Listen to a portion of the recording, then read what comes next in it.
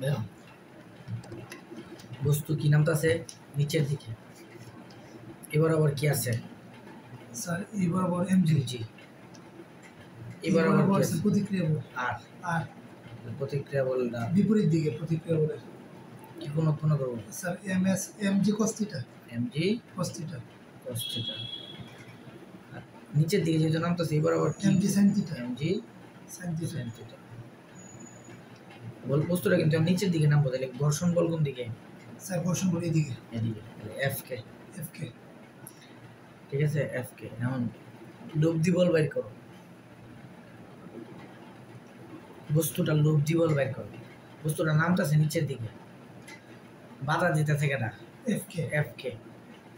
তো বস্তু কি নিচের দিকে বাধার কারণে কি বস্তু নিচের দিকে যাইতেছে না উপরের দিকে? স্যার বাধার কারণে বস্তু উপরের দিকে যাচ্ছে নিচের দিকে নাই মিলতে পারতো, তো নিচের দিকে আমি নিতে পারছি। তাহলে নিচের দিকে একটা লব্ধি বল আছে না? জি স্যার। তাহলে এমজি সাইন থিটা, ঘর্ষণ বল বিপরীত দিকে না মাইনাস এফ কে। বস্তুটা নিচের দিকে নামতেছে, তাহলে একটা লব্ধি বল হয়েছে না? বুঝছো স্যার এই বলেই লব্ধি বল। হ্যাঁ মানে স্যার 12 থেকে 5 বিয়োগ দিলে কত থাকবো? 7। 7 তাহলে এই যদি দিলে 12 মাইনাস 7 ইকুয়াল 5। সমস্যা আছে না স্যার। এই 5 যে এটা কার 5 12 5, তাহলে যে এম এটা কার এম, এম জি সাইন থিটার বাড়তিটা এটা কি বাড়তি?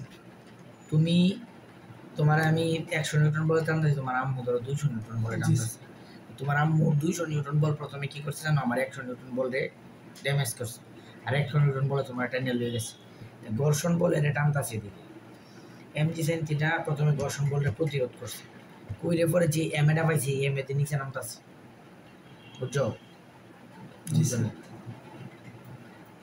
ও বুঝছি স্যার। এই চিত্রগুলার ক্ষেত্রে জি স্যার বুঝছি। আর বুঝতে হবে জিনিস না আমরা যে স্যার লব্ধি বলে সূত্র স্যার অন্যরকম করছি সবসময়। না এখন স্যার মানে এই সূত্রটা করতেছি না, আমরা তো রুট ওভার কি জানি করছি না sir? cos θ square sin θ square এভাবে করছি। আমরা গাড়িটা যদি উপরের দিকে উঠে বা বস্তু উপরে উঠলে স্যার তার মানে লব্ধি সূত্র একবারে মানে একবার এক এক রকম হবে।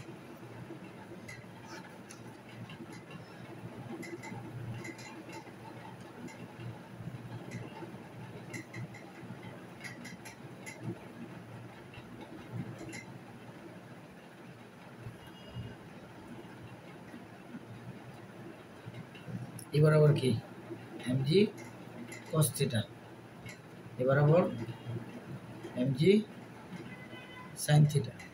বুঝছো? আগেরটার মতো তো এমজি sin θ। এম বস্তু কই উঠতেছে? উপরের দিকে উঠতেছে না? জি স্যার। বস্তু কই উঠতেছে? উপরের দিকে। উপরের দিকে উঠতেছে।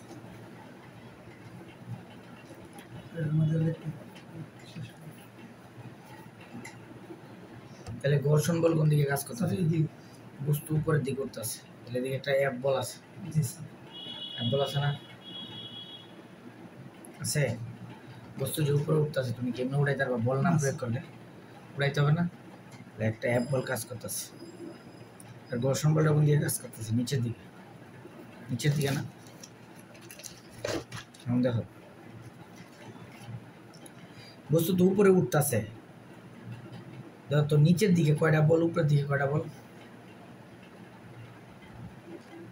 স্যার এফ কে এই দিকে কাজ করতেছে না? না নিচের দিকে।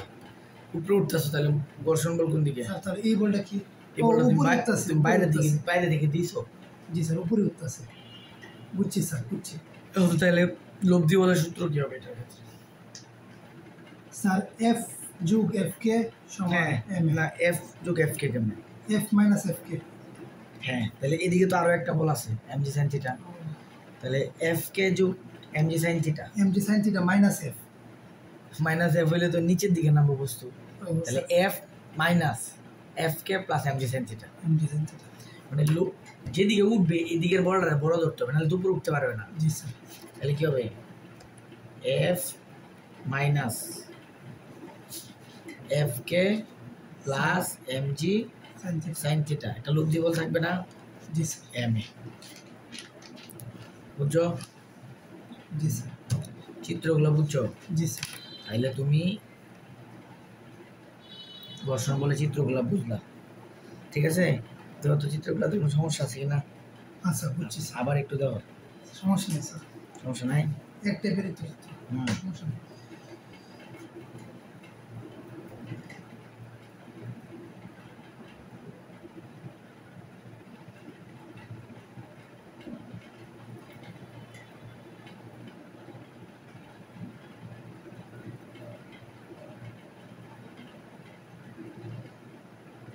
দেখো এটা ম্যাথ আইছে, লেখো একটা লেখো, আমি কই তুমি লেখো, তাহলে তাড়াতাড়ি হবে। তুমি লেখলে তো টাইম লাগে। আচ্ছা, পরে দাও তুমি পারো কিনা। 5 কেজি ও 7 কেজি ভরের দুটি বস্তু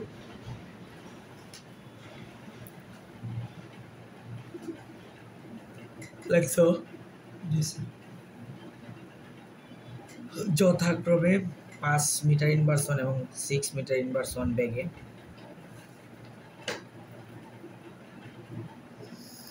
ও 6 মিটার বেগে পরস্পর বিপরীত দিক থেকে এসে সংঘর্ষের পর পরস্পর একটু আমাদের বলতে, হ্যাঁ? জি স্যার, আমারটা মনে হয় চার্জ হয়েছে অনেকটা।